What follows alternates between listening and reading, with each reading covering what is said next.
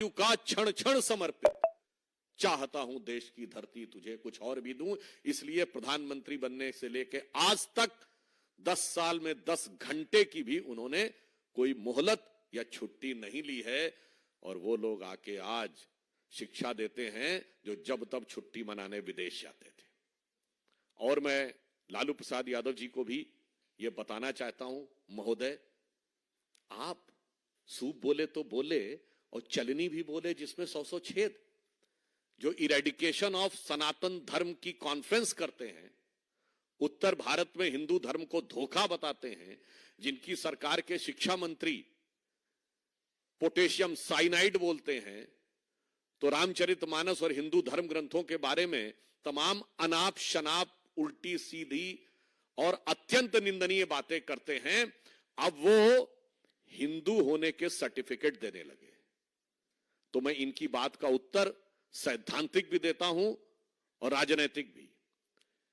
लालू प्रसाद यादव जी को मैं याद दिलाना चाहता हूं, महोदय अगर आपके शिक्षा मंत्री ने थोड़ी सी शिक्षा हिंदू धर्म से ली होती तो उसे समझ में आता, हिंदू धर्म में, सनातन धर्म में पुत्र का महत्व नहीं होता है, शिष्य का महत्व होता है।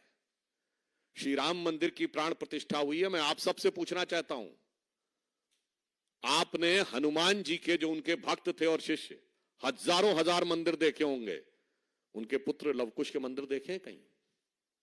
पुत्र का नहीं, शिष्य का महत्व है। द्रोणाचार्य, उनके बेटे अश्वत्थामा का स्थान नहीं ऊंचा है, अर्जुन का स्थान ऊंचा है जो उनका शिष्य था। भगवान राम ने अपनी सारी शक्ति हनुमान जी को दी है।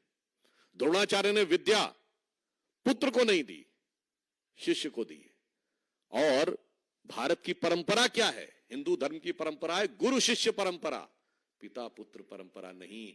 ये आपके दिमाग में भरा हुआ है। इसीलिए हिंदू धर्म के ऊपर बने हुए इन ज्ञान देव पांडे लोगों को पहले समझना चाहिए कि हिंदू धर्म क्या है और उसके बाद बोलना चाहिए। मगर क्या करें? मैं एक और बात कहना चाहता हूं। लालू प्रसाद यादव जी ने कहा मोदी जी के लिए कि वो हिंदू नहीं है। अरे भाई, इंडी गठबंधन के लिए कोई भी हिंदू नहीं है। उनके लिए याद है क्या हिंदू नहीं है? हिंदू अगड़ा है, पिछड़ा है, दलित है, सवर्ण है, उत्तर भारतीय है, दक्षिण भारतीय है, वो कन्नड़ है, वो तमिल है, वो तेलुगु है, वो मराठी है, वो पंजाबी है, वो बंगाली है और वो हिंदी है, पर हिंदू नहीं है। क्योंकि आपको टुकड़े में ही देखना है। आपकी नजर ही वो टुकड़े वाली है। क्योंकि देश के टुकड़े टुकड़े करके एक परिवार ने एक जमाने में सत्ता पाई और आज एक नारा लगा के भारत तेरे टुकड़े होंगे कहने वालों के साथ खड़े वह गिद्ध दृष्टि लगाए बैठे हैं कि किसी एक टुकड़े के ऊपर मुझे हुकूमत करने को मिल जाए। परंतु मैं आश्वस्त करना चाहता हूं कि मोदी जी के प्रति जो ये व्यक्तिगत अपमान किया है, जनता जनार्दन हम कहते हैं ना, जनता जनार्दन के भाव से शिशुपाल की तरह एक एक गाली गिन रही है।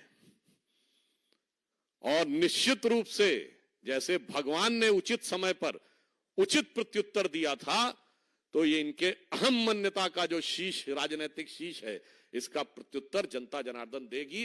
और वो भाव आज देश के सब लोगों के मन में, जन जन के मन में, राजनीतिक क्षेत्र में काम करने वाले लोगों के मन में, भारतीय जनता पार्टी के हर कार्यकर्ता के मन में आक्रोश के साथ, परंतु समाज के प्रति निष्ठा के साथ उभर कर सामने आया है।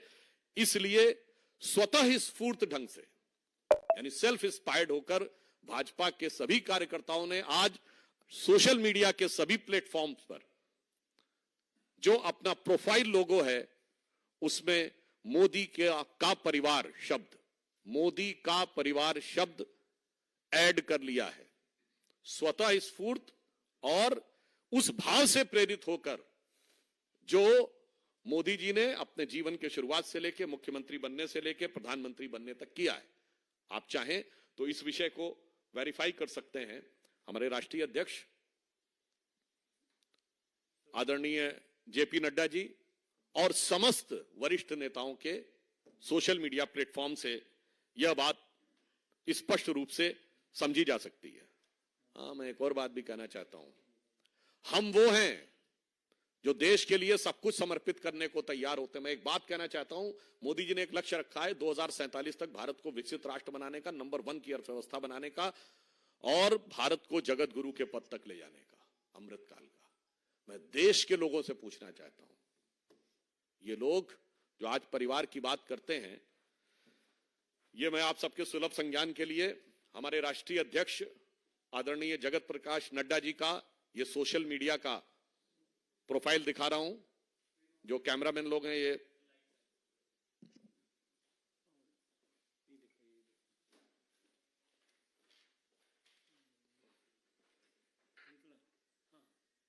दिख रहा है, ये कैमरा फोकस कर सकते हैं इस पे।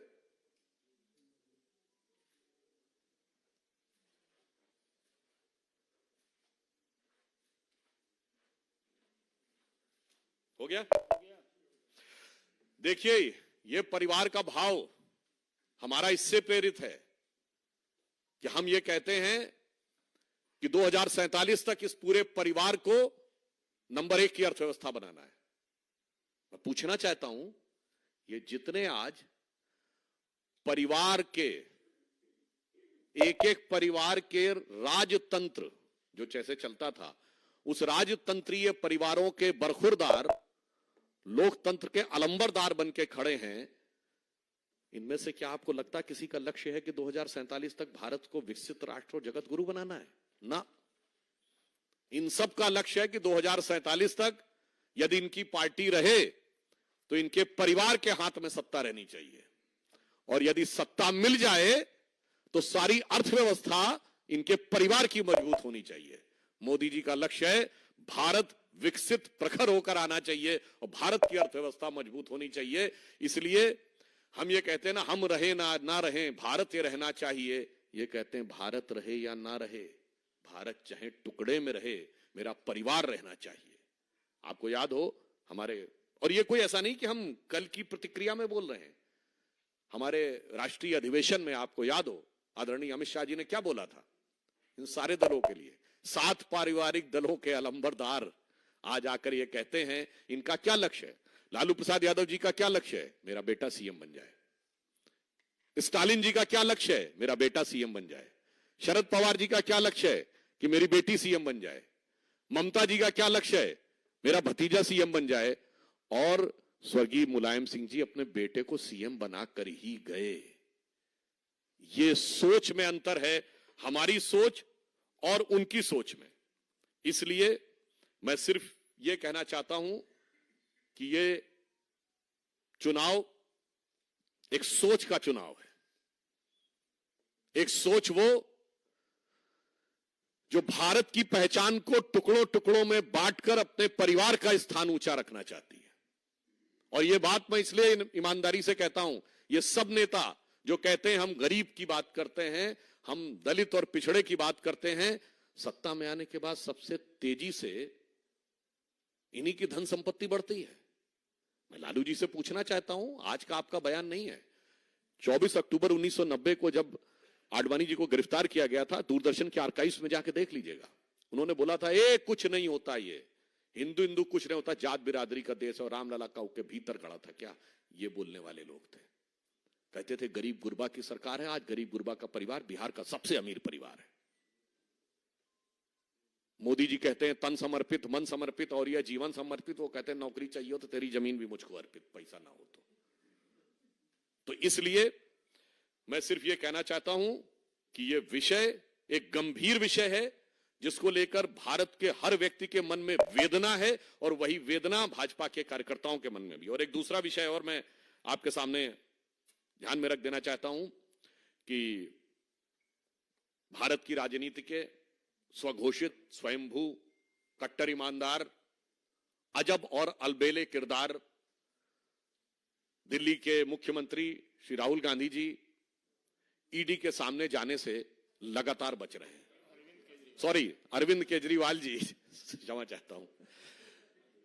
तो मैं पुनः सेंटेंस बोल देता हूं कि देखिए, भारत की राजनीति के स्वघोषित कट्टर ईमानदार और अजब और अलबेले किरदार श्री अरविंद केजरीवाल जी ईडी के सामने जाने से बच रहे हैं और अब ईडी को तकनीकी ज्ञान समझा रहे हैं। साहब, आपने कभी सुना है कि जो मुल्जिम हो वो मुंसिफ की कुर्सी पे बैठ जाए? यानी आरोपी न्यायाधीश की कुर्सी पे बैठ के बताए कि यह काम इस नियम के तहत होना चाहिए। और मैं इनका एक पुराना 10 सेकंड का स्टेटमेंट सुना रहा हूं। कर दो सीबीआई, बंद कर दो एनफोर्समेंट डायरेक्टरेट, बंद कर दो सारी जांच एजेंसियां, बंद कर दो एसीबी। अगर तुमसे जांच नहीं होती तो जांच करानी है, सोनिया गांधी को गिरफ्तार करो, 2 दिन उसका इंटेरोगेशन करो, देखो पता चल जाएगा किस किसने रिश्वत ली और किस किसने। समझदार व्यक्ति हैं और उन्हें तो पता है कि शायद 2 दिन की भी जरूरत ना पड़े। ईमेल भेजा गया था, इसलिए भी मैं बात कर रहा हूं। बाकी पार्टियां जब भ्रष्टाचार के आरोप पे लड़ती हैं तो अपनी बात पे कायम रहती हैं। इस किरदार का ये देखिए, ये किरदार कितना बड़ा कलाकार है कि इन्होंने शराब नीति बनाई और सीबीआई इंक्वायरी हुई और विड्रॉ कर ली। अब जब विड्रॉ कर ली है तो उनको यह बात पता है अच्छी तरीके से कि विड्रॉ की है तो कुछ ना कुछ गड़बड़ होगा।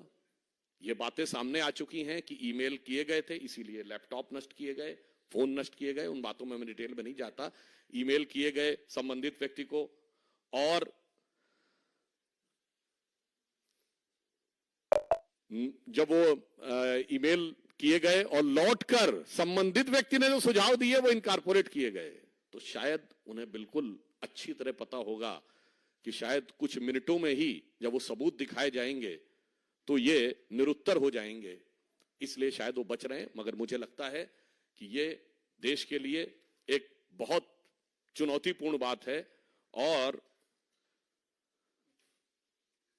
अदालत के सामने जो लोग अभी तक दागदार हैं और जिनको किसी भी प्रकार का उनको छूट नहीं मिली है, समझिए वो शीशे की अदालत में खड़े होकर पत्थर की गवाही की बात कर रहे हैं। इसलिए मैं इन दोनों इसलिए मैं कहना चाहता हूं, ये एक नया किरदार है जो ना वकील में विश्वास रखता है, ना अपील में, ना दलील में, ना सिपाही जो मुल्जिम को मुंसिफ बना देता है। इसलिए हम ये कहना चाहेंगे, इससे एक भारत की जनता के लिए भी एक विचारणीय बिंदु मिलता है। ये जो नई एक्सपेरिमेंटल पॉलिटिक्स की बात लोग करते थे, 2 प्रकार की चीजें हैं, ये अब वो जमाना चला गया। ये एक नई प्रयोग धर्मी राजनीति थी, वो कितनी रेडियो धर्मी सिद्ध हो गई आपको दिखाई पड़ रहा है। रेडियो धर्मी समझते ना, रेडियो एक्टिव डिके जो कर देता है। और ये एक पुरानी वाली राजनीति है जो काट छाट कर जाति क्षेत्र भाषा में तोड़कर बना के रखना चाहती है। इन दोनों का समय चला गया, कोई एक्सपेरिमेंटल पॉलिटिक्स का अब दौर नहीं है। और अब एक तरफ बिल्कुल जो actual politics, developmental politics Modi ji के नेतृत्व में है, उसका समय है।